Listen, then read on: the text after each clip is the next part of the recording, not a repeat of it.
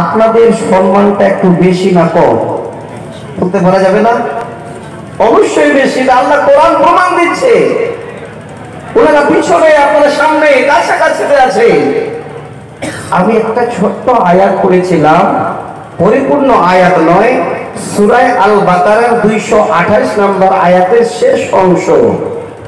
আল্লাহ বলছে, রব্বুল আলামিন বলেন, বিসমিল্লাহির রহমানির রহিম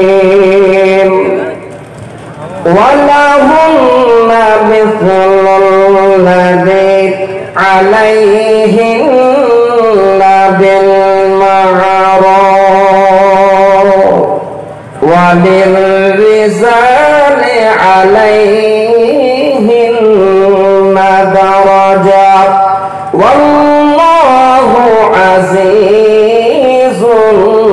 হাকীম। আল্লাহ বলেন, পুরুষদের উপরে নারীদেরও হক আছে, তেমনি নারীদেরও পুরুষদের উপরে হক আছে। এবার বলবেন, মাওলানা, আল্লাহর কোরআনে পাওয়া গেল আমাদের উপরে তাদের হক, তাদের উপরে আমাদের হক, তাহলে মাঝখানে বান্দারিটা কেনে দেওয়া হলো? বান্দারি না দেওয়াই ভালো ছিল। আল্লাহ বলেন, হে বান্দারি শুনে নে, ওয়ালির-রিজালি আলাইহিন্না দারাজাত। আমার বান্দিরা যেন এটা কোনোদিন না ভেবে নাই যে আমরা আর আমাদের স্বামীরা হলাম বারাবার সরাবার। আল্লাহ তাই আবার সুন্দর করে পরের জায়গাটা জানিয়ে দিলেন, ওয়ালির-রিজালি আলাইহিন্না দারাজাত। পুরুষদের জন্য আল্লাহ বলেন, আমি তাদের সম্মানটা, তাদের মর্যাদাটা, তাদের এই রকমের সিচুয়েশনটা দেখে আমি আল্লাহ তাদের অবশ্যই যেন মর্যাদা অনেক তাদের থেকে আপার লেভেলে বানিয়ে দিলাম। হে মায়েরা, বোনেরা আমার, কি বুঝতে পারা গেল? আল্লাহর কোরআনের আয়াতের অংশে জানা গেল পুরুষের উপরে নারীদের হক আছে, নারীদের উপরে পুরুষের হক আছে, কিন্তু নারীদের থেকে পুরুষের মর্যাদা, পুরুষের সম্মানটা হলো একটু বেশি। কোনদিন বাড়াবার সারাবার নয়।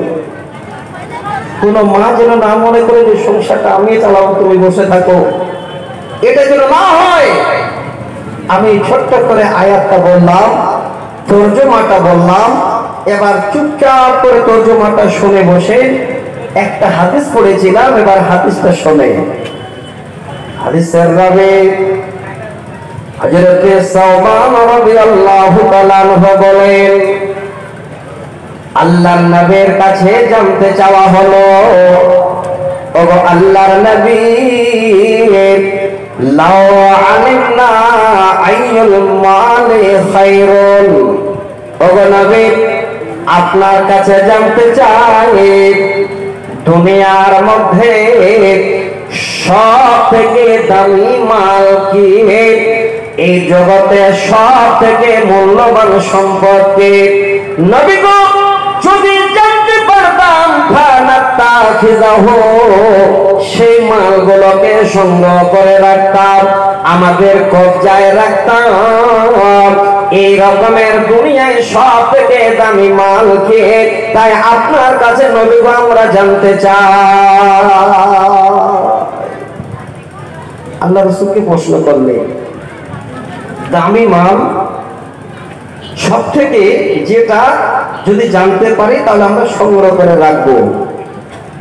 আল্লাহ রাসূল তখন বলছেন, সব থেকে দামি মাল হলো তোমাদের টাকা, তোমাদের অর্থ সম্পদ, তোমাদের হাতে ভালো ভালো এই রকমের দামি আংটি, নাকি? এটাই তো না? নবীজি বলেন, ওরে সাহাবীরা শোনো, ফাকালা আফজালুহু।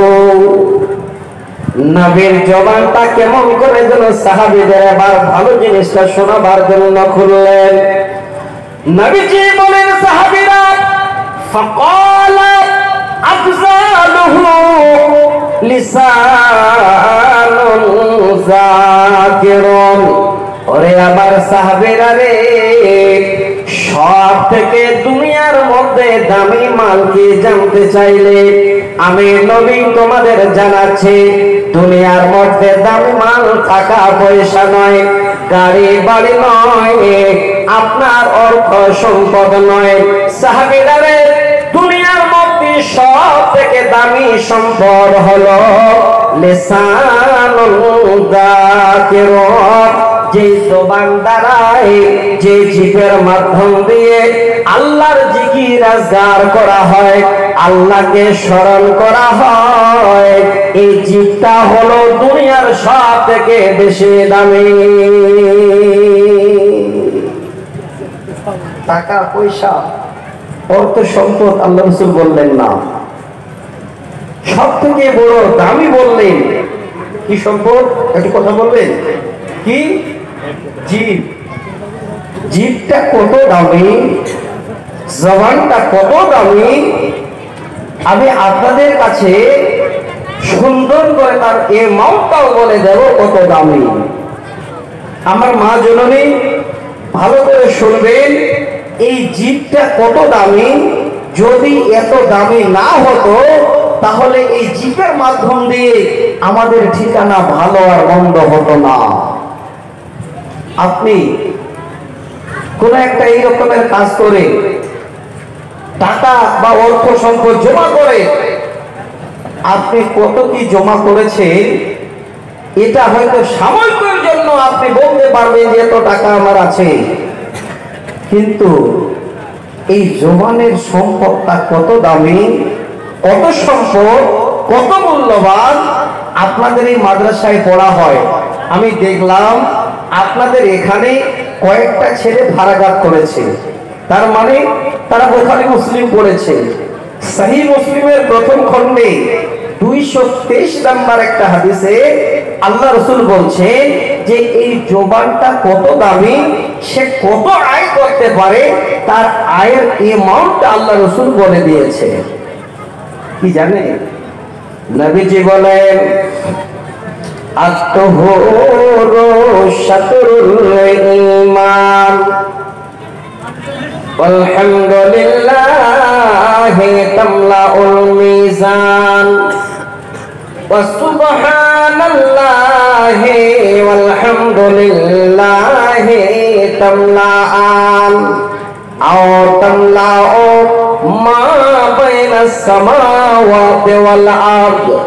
আপনাদের বেশি কিছু বোঝাতে চাই না, জবানটা এত দামি, কত সম্পদ সে উপার্জন করতে পারে, কত সম্পদ যদি জবানের মাধ্যমে থাকতে পারে সেটাই বোঝাতে চাই। আল্লাহ রাসূল বলেন, ওরে আমার উম্মত, এই জবান দ্বারাই, জিভের মাধ্যমে একবার যদি তোমরা সেই স্রষ্টার প্রশংসা করো, আলহামদুলিল্লাহ শব্দটা যদি মুখে বলে দিতে পারো, নবীজি বলেন একবার আলহামদুলিল্লাহ বলার কারণে, চিন্তাকে হিলার কারণে তামলাউল মিজান, কিয়ামতের দিনে যেদিন নেকি বলি ওজন হবে, একবার জিপের মাধ্যমে আলহামদুলিল্লাহ বলার কারণে সেদিন নেকির পাল্লাটা আল্লাহ পুরোটাই সেদিন বান্দার নেকিতে ভরিয়ে দেবে। কত দাম! নবীজি বলেন, সাহাবীরা শুধু এইটুকু নয়, দেখো আরো তোমাদের জিভের মূল্য কত। সুবহানাল্লাহি ওয়ালহামদুলিল্লাহি তামলাআন। অনেক মা বোনেরা আছেন, আমার ভাইজানেরা আছেন, যদি এই জিভের মাধ্যম দিয়ে নানান কথা না উড়িয়ে, ইদি গুলি গাবন বাবন না বকে, দিনে যদি খালে জিভটাকে একবার এই কাজে ব্যবহার করেন, সুবহানাল্লাহি ওয়ালহামদুলিল্লাহি, এই শব্দগুলো যদি কোন আল্লাহর বান্দা বান্দি বলে নাই, জিভের মাধ্যম দিয়ে যদি উচ্চারণ করে এনে, নবীজি বলে ওয়া সুবহানাল্লাহি ওয়াল হামদুলিল্লাহি তামলাআন আও তামলাউ মা বাইনাস সামাওয়াতি ওয়াল আরদ। এই কথা দুটো বলার কারণে এই জিপের অ্যামাউন্ট আল্লাহ কতটুকু দেবেন। নবীজি বলেন, ওরে উম্মত শুনে নাও, অ্যামাউন্ট আকাশের নিচে জমিনের উপরে যতটুকু ফাঁকা আছে এই ফাঁকা সমতুল্য আল্লাহ বান্দার পুরোটাই নেকিতে পূরণ করে দেবে। কত দাম! টাকা পয়সা গাড়ি বাড়ির তুলনা হতে পারে না, কিন্তু চালাতে হবে ঠিক জায়গায়। যদি বেঠিক জায়গায় বীজ প্রমাণ করে দিতে পারি তাহলে পরিণাম খারাপ। ছোট্ট একটা হাদিস শোনাই, যে উদ্দেশ্যটা নিয়ে আপনাদের কাছে আমি বসেছি। সময় কতটুকু হবে জানি না। আমার মায়েরা, এবার আপনারা শুনবেন, এই জিপটা চালাতে গিয়ে আমার মায়েরা কিন্তু বেশি খইয়ের মতো উড়ায়। স্বামী যদি কোনো একটা কথা বলে, স্বামীটা যদি নরম হয়, দেখবেন জিপের মাধ্যম দিয়ে গরম হয়ে স্বামীর ঘাড়ে পা চাপিয়ে দেবে। অনেক আছে, আমি উদাহরণ দিতে চেয়েছিলাম কিন্তু সময়টা বাঁচার জন্য বলছি না। হাদিসটা শোনাচ্ছি। আমার মা জননী, এই জিপটা কত দামি, জিপটা যদি সংযত রাখতে পারেন তাহলে আপনার নসিব ভালো। যদি ভালো না রাখতে পারে, ঠিক জায়গায় ধরে না রাখতে পারেন, তাহলে নসিব খারাপ। হাদিসটা শুনে আবু হুরায়রা হাদিসের রাবী আল্লাহ রাসূলের কাছে একজন সাহাবী এসে হাজির হলেন। নবীকে গিয়ে বলেন, وعن أبي هريرة رضي الله تعالى عنه قال جاء رجل إلى رسول الله صلى الله عليه وسلم إن فلانة تذكر من كثرة صلاتها وصيامها وصدقاتها غير أنها تؤذي جيرانها وبلسانها। মায়েরে আমার, যারা পর্দার আড়ালে বসে আছেন কথাটা ভালো করে শুনে নেবেন। অনেক আলোচনা শুনে আসছেন, আমি আপনাদের এইটুকু সতর্কবাণী দিয়ে দিচ্ছি। আল্লাহ নবীর কাছে একজন লোক এসে আবেদন করলেন, ইয়া রাসূলুল্লাহ, ওগো আল্লাহর রাসূল, আমাদের পাড়ায় একটা মেয়ে মানুষ আছে, আর ওই মেয়ে মানুষটার এই সমস্ত গুণগুলো আছে। কি গুণ? মেয়েটি বেশি বেশি করে নামাজ পড়ে, বেশি বেশি করে রোজা রাখে। আপনারা বলবেন, মাওলানা নামাজ আবার বেশি আছে, রোজাও আবার বেশি আছে নাকি? আমি বলতে চাই অবশ্যই আছে।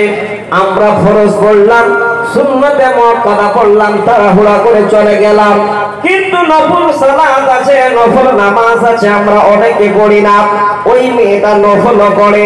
ফরজ রমজান মাসে রোজা রাখার পরে 7 প্রকারের আরো নফল রোজা আছে, সেই রোজাগুলো করে।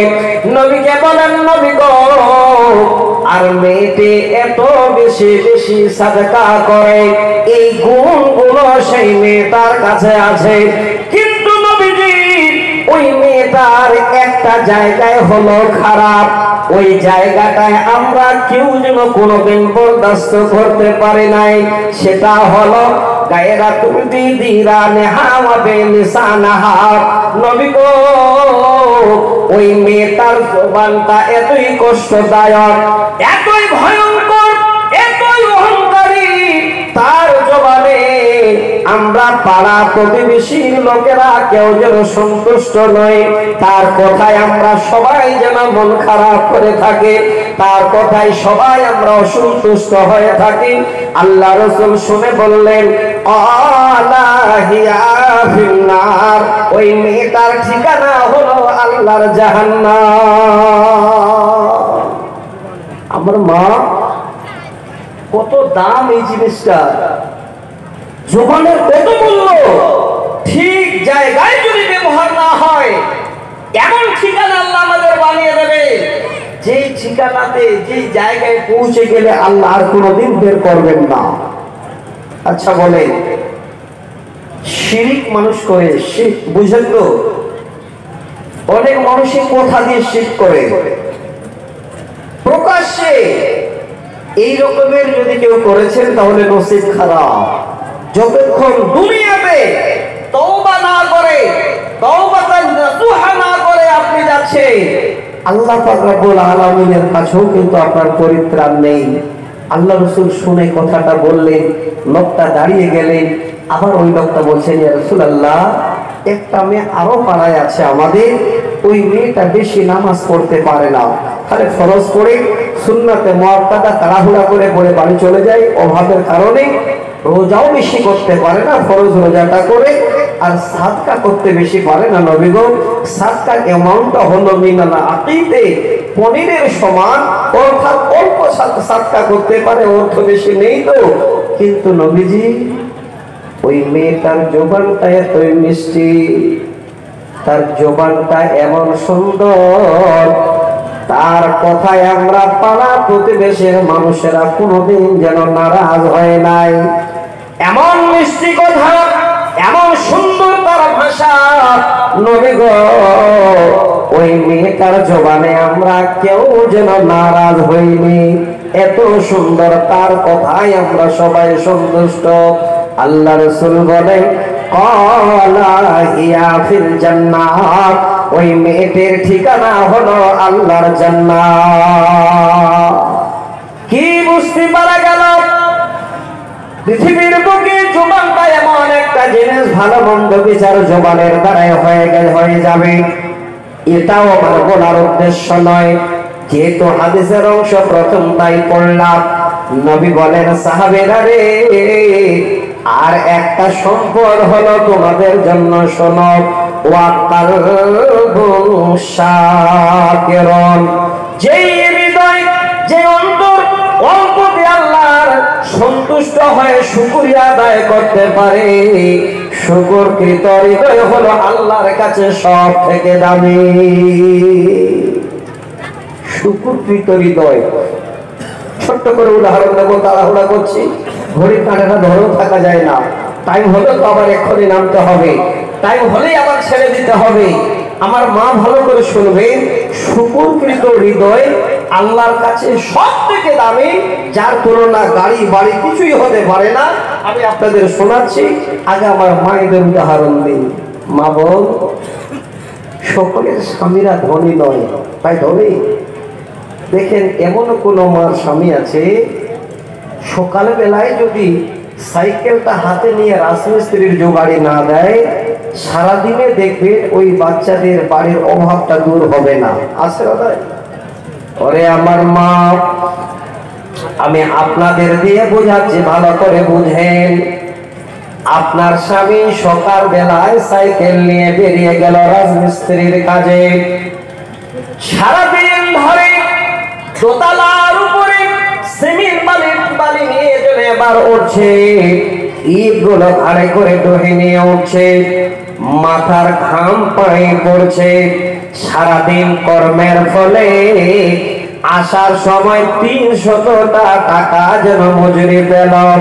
ওরে বল, এবার ৩০০ টাকা নিয়ে স্বামী বাড়ি ফিরবে, কিন্তু স্বামী দেখেছে আমার বিবি যে শাড়িটা পরে আছে, সেই শাড়িটা যেন জায়গায় জায়গায় ছেঁড়া। স্বামী বিবি পরে আছে, ৩০০ টাকা ইনকাম করার পরে আসার পথে রাস্তার ধারে ফুটপাতে দাঁড়িয়ে ২৫০ টাকা দিয়ে একটা শাড়ি কিনেছে, ৫০ টাকা বাঁচিয়ে রেখেছে পরিবারের জন্য।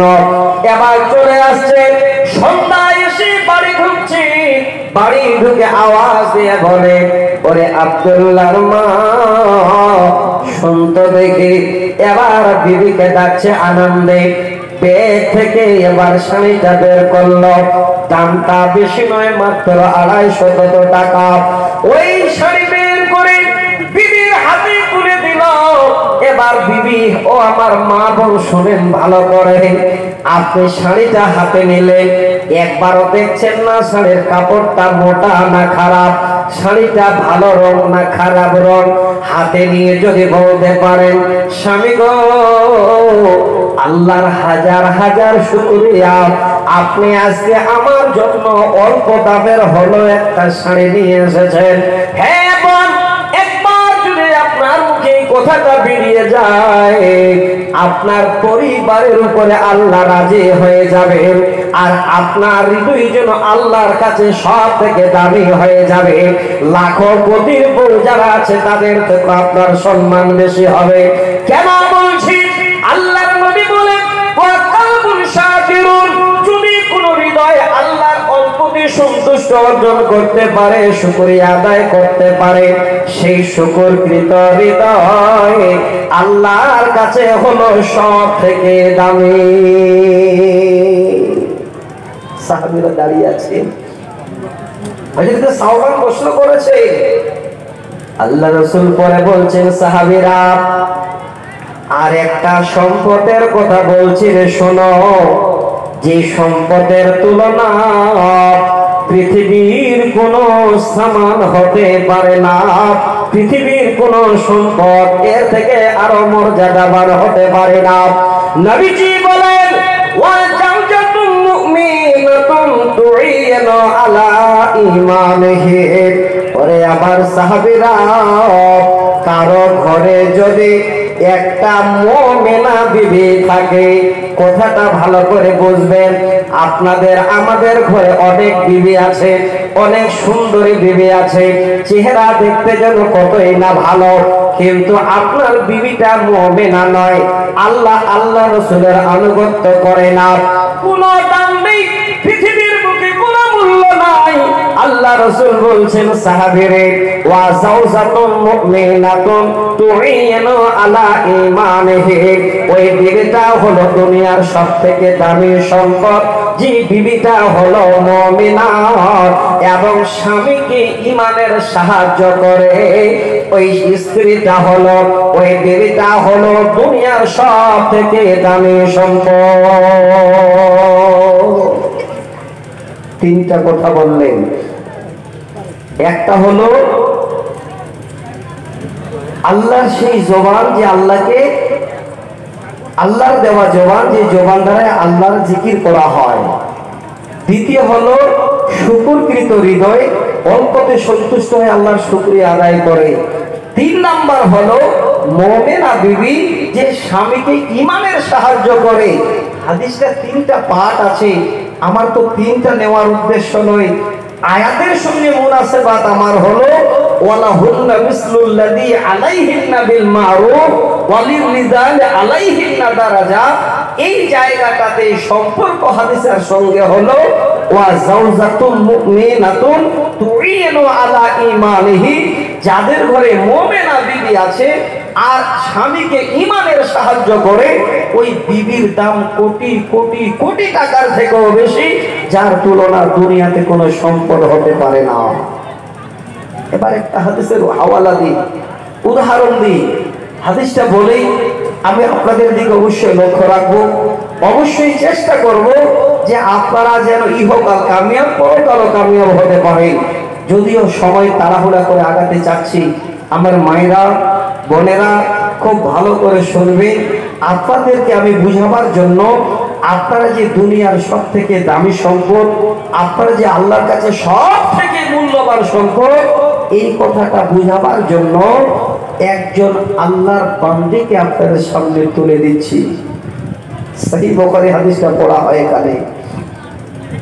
সহিহ বুখারীতে ওনার সুন্দর করে নামটা উল্লেখ আছে, বিভিন্ন ধরনের ওনার কথাও আছে, কিন্তু আমি ওনার শুধু খালি ছোট্ট জীবনীটা শোনাচ্ছি। যেই মহিলা, যেই মহিষী, যার নাম আমি বলতে যাচ্ছি, যিনি জন্মগ্রহণ করেছিলেন বিখ্যাত মানে এক বংশে, যে বংশটার নাম হলো খাজরাজ, সেই বংশে জন্ম নিয়েছিলেন। ছোট থেকে তিনাকে দেখে মানুষ একটা যেন ভালো প্রতিভা পেত, তার কারণে ওই মেয়েটাকে 4টা নামে তার পরিবারের লোকেরা ডাকত। যখন দেখবেন কোন একটা মেয়ের গুণ ভালো হয়, বাবা মার কাছে নাম ধরে ডাকবে, আম্মু বলে ডাকবে, আরো কত ভাষায় ডাকবে, মনে হয় আনন্দে হয়ে যাবে। কিন্তু ওই মেয়ে যখন জন্ম নিলে খাজরাজ বংশে, ওনার ছোট থেকে দৃশ্য মানুষ দেখে এত খুশি, ওনাকে ইতিহাসের পাতায় পাওয়া যায় চারটা নাম ধরে তাকে ডাকা হতো। একটা নাম হলো সালা, একটা নাম হলো খুমাইসা, আর একটা নাম হলো রুমাইসা, আর একটা নাম হলো উম্মে সুলাইম। আমি আপনাদের কাছে উনার সহিহ বুখারীর হাদিসটা বলতে যাচ্ছি না, আমি আপনাদের বুঝাতে চাচ্ছি ওয়া যাওজাতুল মুমিনাতুন তুইনু আলা ঈমানিহি। এই শব্দটা কারো ঘরে যদি একটা মুমিনা বিবি থাকে আর সেই বিবি যদি স্বামীকে ঈমানের সাহায্য করে, ওই বিবিটার দাম পৃথিবীর বুকে সোনা দানা টাকা পয়সা তার তুলনাও হতে পারে না। আল্লাহ রাসূলের ভাষা। এবার তিনি কে, কিভাবে জন্ম নিলেন কতটুকু যাচ্ছি না। এবার আস্তে আস্তে তিনি বড় হলে, শুনবে খুব মনোযোগ সহকারে। কয়েকদিন আগে যারা কলম পত্রিকা পড়ে, কলম পত্রিকায় দিয়েছিলেন দিন দুনিয়া নামে, মাঝখানে দুটো চারটা পাতা পাওয়া যায় ছোট করে, অনেক জ্ঞানী কথা থাকে, কোরআন হাদিসের আলোচনা থাকে। ইতিহাসটাকে ওনার জীবনীটাকে তুলে দিয়েছিলেন এবং আরো 3-4টা কিতাব থেকে আমি সংগ্রহ করে আপনাদের কাছে ছোট করে শোনাচ্ছি। আশা করি আপনারা কিছু নিয়ে যেতে পারবেন, খালি যেতে পারবেন না ইনশাআল্লাহ। আজকে আমার মায়েরাও নিয়ে যাবেন যে আজকে আল্লাহ এরকমের একটা আমরা মূল্যবান কথা শুনে আসলাম। যদি মায়েরা আমার জ্ঞানী গুণী হন। দেখেন আস্তে আস্তে যখন বড় হলো, এবার তার বিয়ে হলো। স্বামীর নাম হলো মালিক বিন নাজার। কি বললাম, একটু নামটা বলবেন? মালিক বিন নাজার। স্বামী স্ত্রী যৌবন এবার শুরু হলো, দাম্পত্য জীবন তাদের শুরু হয়ে গেল। শোনেন, আমি আপনাদের বুঝাবার জন্য বলছি। ওই সময় ওই খুমাইসার বিয়ে হলো মালিক বিন নাজারের সঙ্গে, কিন্তু এমন ঘরে বিয়ে হলো ওই সময় স্বামী স্ত্রী উভয়ের জন্য ইসলাম থেকে তারা অন্ধকার, ইসলাম কি জিনিস তারা কেউ জানতো না। দাম্পত্য জীবন শুরু হলো, তাদের ঘরে একটা সন্তান আসলো, যে সন্তানের নাম হলো আনাস। হাদিসে শত শত হাদিসের রাবী বর্ণনা দিয়েছেন সেই আনাস, যেই খুমাইসার ছেলে মালিক বিন নাজারের যে ছেলে আনাস এবার জন্ম নিল। ছোট ছেলে, এবার মা তাকে আদর যত্ন করে। এইদিকে স্বামী মালিক বিন নাজার হলো ব্যবসায়িক মানুষ, মাঝে মধ্যে বাড়ি থাকে, আবার মাঝে মধ্যে বিদেশ যায়। একদিনের ঘটনা, মালিক বিন নাজার বিবি এবং বাচ্চাকে রেখে দিয়ে বিদেশ পাড়ি দিয়েছে দীর্ঘদিন ধরে বাইরে। ওই সময় এবার ইসলামের পতাকা চারিদিক যেন উড়তে শুরু করেছে। ইসলামের দাওয়াত এসে খুমাইসা, রুমাইসা, রুমিসা, উম্মে সুলাইম, যেটাই নামে বলেন ব্যক্তি একটাই, এসে কিন্তু ইসলাম পৌঁছে গেছে। আমার মা চিন্তা করতে, স্বামী তো বাড়ি নেই, এই নতুন কথাটা কি করে মেনে নিতে পারি। উম্মে সুলাইম বলেন, স্বামী আমার বাড়ি নাই আর ইসলাম আমার কাছে এসে পৌঁছে গেল। নির্ভীক দ্বিধায় আমার স্বামীকেও প্রয়োজন মনে করলাম না, আমি সরাসরি একাই আমার ছেলেকে নিয়ে ইসলাম কবুল করে নিলাম। ওরে মা, দেখেন আপনাদের মতো একজন মহিলার জীবনে শোনায়, আপনারা জালসা শুনতে এসে কি লাভ করতে পারেন, কি করতে পারেন, এটাই যেন আপনাদের বোঝাতে চাই। পরিশেষে এমন হলো যে স্ত্রী এবার ইসলাম কবুল করে নিলেন। স্বামী বিদেশে খবর পেয়ে গেল, রাগ করে বাড়ি ফিরে এলো। বিবিকে ইসলাম থেকে ত্যাগ করাতে যায়, করাতে পারলো না। লম্বা করছি না, তাড়াহুড়া করে আগিয়ে দিয়ে এবার স্বামীকে জবাব দিয়েছিল, স্বামী গো, আমার দ্বারা ইসলাম ছাড়া সম্ভব হবে না। ছাড়লো না, আবার রাগ করে পালিয়ে গেল। টাইমটা বুঝতে পারছেন? 1:30 পর্যন্ত আমার টাইম, হয়তো বেয়াদবি হয়ে যাবে। আপনাদের সঙ্গে আপনাদের জীবনের উন্নতির জন্য কিছুটা কথা আমাকে বলতে হবে। পরিশেষে স্বামী রাগ করে বিদেশ পালিয়ে গেল, আর ফিরল না, বিদেশে মারা গেল। একাই ছেলেকে নিয়ে মা এত বড় জ্ঞানী গুণী, উনি ভাবছেন এখানে থাকলে ছেলের ক্ষতি হবে, আমার ক্ষতি হবে, ইসলামের দুশমনেরা আমার উপরে হামলা করবে।